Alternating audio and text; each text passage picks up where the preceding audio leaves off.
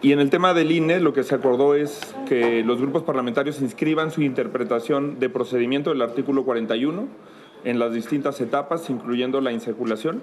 ¿Cuál es la interpretación de esa disposición constitucional, del apartado A, del inciso A, B, C y D, que regulan el proceso de selección de consejeras y consejeros del Instituto Nacional Electoral?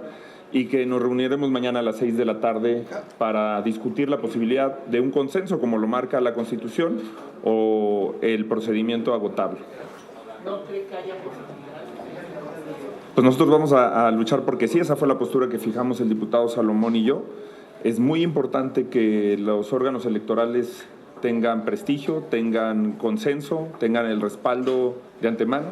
Cuando se dice que hay que defender al INE, hay que defender a la institución, no a personas en lo particular, y Movimiento Ciudadano va a poner en el centro la posibilidad de construir acuerdos para que el órgano electoral que va a organizar la elección presidencial de 2024, que es una elección muy compleja, sea un órgano electoral que cuando menos tenga el beneficio de la duda del conjunto de las fuerzas políticas de este país. Dos cosas, si me lo permite. ¿Habrá sesión el día de mañana?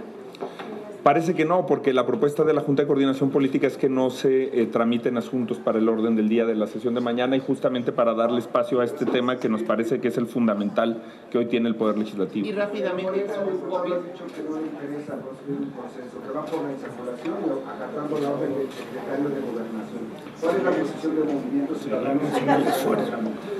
Pues nosotros preferimos no hacer descalificaciones a priori. Si la estrategia política de otros grupos parlamentarios es fijar posicionamientos, tensar o polarizar la discusión, pues la nuestra es congruente con estrategia política en todos los ámbitos. Nuestra estrategia es de dejar de polarizar este país y de construirle una alternativa seria, comprometida con la democracia, sus elementos. Movimiento Ciudadano nunca ha puesto consejeros y nunca ha vetado consejeros electorales.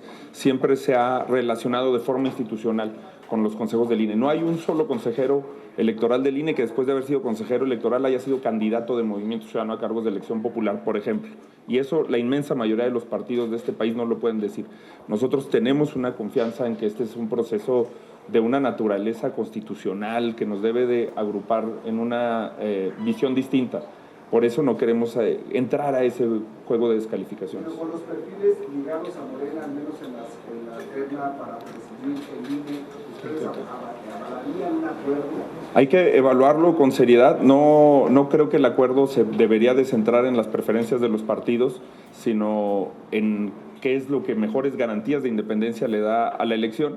De hecho, apenas estamos hablando con algunos consejeros, que ustedes saben, es un proceso público, candidatos, aspirantes a consejeras, a consejeros, y yo creo que no hay que valorar de antemano una posibilidad. Estamos viendo también a convicción las entrevistas, pero es evidente que si hubiera una sospecha fundada de militancia o identidad partidista de alguno de los aspirantes, no es una propuesta que va a generar consenso. Entonces, ¿hay confianza de parte del Movimiento Ciudadano con estas listas? No, más que confianza, bueno, nosotros, ustedes han visto, hemos sido consistentes. El momento en el que tenía que actuar la Junta de Coordinación Política para garantizar una verdadera integración de listas independiente, autónoma, era la integración del Comité Técnico de Selección. Nosotros presentamos una alternativa que considerábamos más óptima que la que se votó en la Junta de Coordinación Política, y ahí pues no tuvimos el respaldo del conjunto de las fuerzas políticas. Pero yo lo que creo es que la descalificación personal, la descalificación individualizada, demerita la posibilidad de construir un acuerdo que supere precisamente esas impugnaciones, que pueden ser legítimas o no, sobre la militancia de las personas, y que todas las personas tienen el derecho de ser escuchadas, la garantía de audiencia, y que todas las personas deben de defenderse de estas posibilidades. Se han puesto demasiados ejemplos de militancia que me parece que decir que en este caso es selectivo, en este caso no.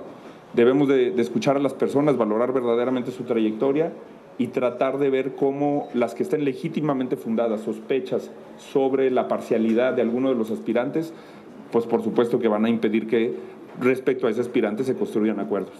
Su postura sobre la tragedia en Ciudad Juárez. Tristísima, muy lamentable. He estado revisando no solamente la nota original, sino el alcance que las compañeras y compañeros periodistas de Ciudad Juárez han estado dando a la noticia, a la cobertura, se habla de que no serían 39, sino 41 personas migrantes que perdieron la vida, y yo creo que hay que decir las cosas por su nombre. Fueron asesinadas por la negligencia del Instituto Nacional de Migración y las autoridades migratorias. No se ha dicho así por ninguna fuerza política, pero nosotros sí lo decimos porque hay plena sospecha de que fueron encerrados bajo llave para que no se salieran las personas migrantes y que no tenían agua. No se les puede responsabilizar de una tragedia de esta magnitud, que es equivalente a cualquiera de las que han simbrado a la opinión pública mexicana, y que es una verdadera tristeza, una afrenta que los mexicanos le demos ese trato, siendo un país de migrantes, ese trato a las personas migrantes. Y lo primero que haremos como Movimiento Ciudadano al inicio de la sesión será, a través de nuestra compañera diputada migrante, Elvia Yolanda Martínez Cosío, presentar nuestras condolencias, solicitar que haya un minuto de silencio, y en el trámite de la sesión presentaremos tanto un punto de acuerdo, un exhorto al Ejecutivo Federal para que se investigue y se llegue hasta las últimas consecuencias de este hecho y se rectifique en la política migratoria. Y segundo, vamos a integrar una queja ante la Comisión Nacional de Derechos Humanos, que si vuelve a ser negligente, que si vuelve a ser omisa de sus obligaciones, nos reservamos el derecho de acudir a instancias internacionales, porque esto es un crimen de lesa humanidad. Lo que se está haciendo en la frontera sur y en la frontera norte de México es una política migratoria criminal que va a llevar a México a los tribunales internacionales tarde o temprano, se los aseguro, y que no podemos permitir. Ninguna persona en el mundo es ilegal, y ninguna persona debe de tener este tipo de tratamiento por parte de las autoridades de ningún país. Como mexicanas y mexicanos, sería absurdo que nosotros avaláramos estas condiciones cuando nuestras paisanas y nuestros paisanos las sufren en algunos lugares del mundo y particularmente en los Estados Unidos. Gracias.